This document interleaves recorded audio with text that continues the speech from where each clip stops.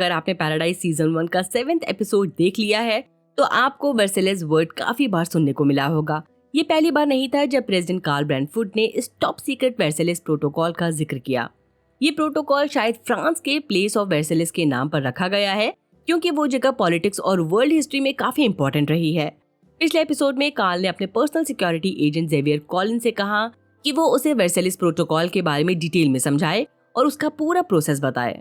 यानी कॉलिन्स को कार्ल को गाइड करना था कि इस प्रोटोकॉल को कैसे एग्जीक्यूट किया जाए और इमरजेंसी में क्या स्टेप्स फॉलो करने पड़ेंगे। ये तब एक्टिवेट होता जब दुनिया किसी बड़े तबाही के एज पर होती और यूएस प्रेसिडेंट को हाल में सेफ जगह ले जाना जरूरी होता। लेकिन 7th एपिसोड ने बताया कि वर्सेलेस सिर्फ एक इमरजेंसी एस्केप नहीं है बल्कि उससे भी ज्यादा कुछ है। अंटार्कटिका में एक सुपर वोल्केनो फट गया जिसकी वजह से एक मैसिव सुनामी आई जो आधी दुनिया को पानी में डुबाने वाली थी।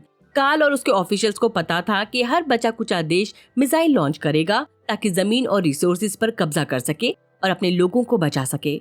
यही वो ह्यूमन एक्सटिंक्शन लेवल इवेंट था जो समांथा और डॉक्टर लॉज ने पहले से प्रिडिक्ट किया था और जिसके लिए वो तैयारी कर रहे थे।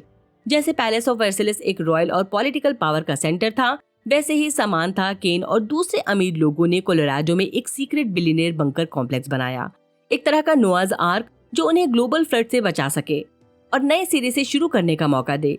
लेकिन जेनेसिस वाले नोआ की कहानी से अलग यहाँ कार्ल असल में नोआ नहीं था, वो सिर्फ एक पपेट था। हमेशा से समांथा और कार्ल के डैड केन उसे कंट्रोल कर रहे थे। ओवल ऑफिस में बैठने के बावजूद असली पावर उसके ऑफिशियल्स के पास थी। 7th एपिसोड ने क्लियर कर दिया कि वर्सेलेस प्रोटोकॉल सिर्फ प्रेसिडेंट को बचाने के लिए नहीं था बल्कि अमीर लोगों ने अपनी जान बचाने के लिए ये प्लान बनाया था जब दुनिया तबाही के मोड पर चली जाए और उनके पास सिर्फ एक ऑप्शन बचे, छुप जाना। अगर आपने ध्यान दिया हो तो ओवल ऑफिस भी बाकी दुनिया की तरह 2 हिस्सों में बंट गया था। जब कार्ल अमेरिकन सिटीजन्स को सच बताने ही वाला था तब एजेंट कॉलिन्स ने एजेंट रेनी से पूछा, यू वर्सेलेस? ये छोटी सी बात इस बात का इंडिकेशन थी कि कार्ल अब उन लोगों का दुश्मन बनने वाला था जो वर्सेलिस के बाहर रह गए या जो अंडरग्राउंड सिटी के रेजिडेंट नहीं बन सकते थे। उसके अपने ऑफिस के लोग भी उसके खिलाफ हो गए। मार्शा ने गुस्से में कार्ल और कॉलिन्स को गाली दे दी क्योंकि उन्होंने उसके बेटे एडवर्ड को वहां नहीं जाने दिया। नया एजेंट रायन भी एक थ्रेट बन गया जैसे ही उसे पता चला कि उसे सेफ हेवन का हिस्सा नहीं बनाया जा रहा। इस इमरजेंसी सिचुएशन में किसी को भी स्टेटस या हियरार्की की परवाह नहीं थी, सबको बस अपनी जान बचानी थी और अपनों को सेफ रखना था। जो ओवल ऑफिस में हो रहा था वो पूरी दुनिया में एक बड़े स्केल पर रिपीट हो रहा था जहां हर कोई अपने सर्वाइवल के लिए लड़ रहा था। जो लोग पावर में थे या अंडरग्राउंड सिटी का हिस्सा बन चुके थे उन्हें अमेरिका के पैलेस ऑफ वर्सेलेस में वेलकम किया गया जबकि बाकी लोगों को लास्ट मोमेंट तक अंधेरे में रखा गया। ये कॉमन लोग अपने और अपनी फैमिलीज के सर्वाइवल के लिए तैयार नहीं थे जबकि वर्सेलेस वाले प्रिविलेज्ड लोग बड़ी ही आसानी से अपने बंकर में छुप गए। ये पूरे पोस्ट एपोकैलिप्टिक थीम को और स्ट्रॉन्ग करता है जहां पावरफुल लोगों ने इंफॉर्मेशन पर कंट्रोल रखा सिर्फ अपने फायदे के लिए। ये सिर्फ लोगों को क्राइसिस में शांत रखने का प्लान नहीं था बल्कि एक स्ट्रैटेजी थी ताकि आम जनता को बलि चढ़ा दी जाए और सिर्फ रईस लोग बच सकें। एपिसोड के बीच एक और सीन था जो इस हिपोक्रेसी को और हाईलाइट करता है। एजेंट्स व्हाइट हाउस की पेंटिंग्स हटा रहे थे ताकि उन्हें पैराडाइज ले जाया जा सके। मतलब आर्ट और कल्चर के लिए तो टाइम और जगह थी पर अपने लोगों के लिए नहीं जो डेस्परेट होकर पावरफुल लोगों के साथ भागने की भीख मांग रहे थे। हमने बंकर के स्टोरेज रूम में वही पेंटिंग पड़ी देखी, यानी ये मटेरियलिज्म पर एक सख्त कमेंट्री थी जिसमें इंसान से ज्यादा चीजों को इम्पोर्टेंस दी गई। मुझे हमेशा पैराडाइज नाम काफी आयरनिक लगा। माइथोलॉजी में भी सिर्फ कुछ ही लोगों को पैराडाइज या स्वर्ग में जगह मिलती है और हिस्ट्री भी वही लोग लिखते हैं जो पावरफुल होते हैं, जो हमेशा अपने आप को गॉड के चूजन वन समझने लगते हैं।